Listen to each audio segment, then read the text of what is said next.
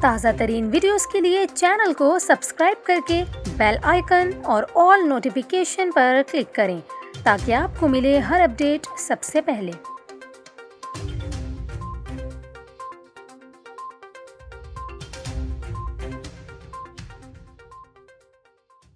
السلام علیکم، میں ہوں آپ کے ساتھ کومل خان اور آپ دیکھ رہے ہیں نیوز 24/7 اردو۔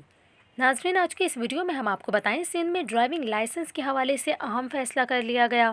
ڈرائیونگ لائسنس کے لیے اب کون سی شرط پوری کرنا ہوگی، یہ ہم آپ کو آگے چل کر بتائیں گے۔ آپ کو بتائیں کورونا ویکسین لگوانے کے حوالے سے وفاق اور صوبوں کی جانب سے اہم فیصلے کیے جا رہے ہیں۔ کورونا ویکسین نہ لگوانے والے افراد کی موبائل سم بند کرنے کی تجویز بھی سامنے آئی۔ اس کے علاوہ ایسے افراد کو ریسٹورنٹس اور پارکس میں جانے پر پابندی لگانے کا بھی فیصلہ سامنے آیا۔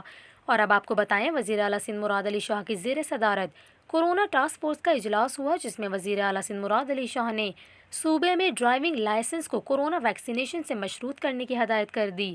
وزیر اعلیٰ نے آئی جی کو ہدایت کی کہ اب جو ڈرائیونگ لائسنس بنوائے اس کے لیے کورونا ویکسین لازمی قرار دی جائے۔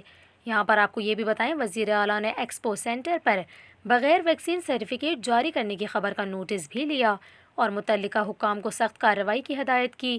مراد علی شاہ نے کہا کورونا کے خلاف کسی کام میں کرپشن یا نااہلی برداشت نہیں کریں گے۔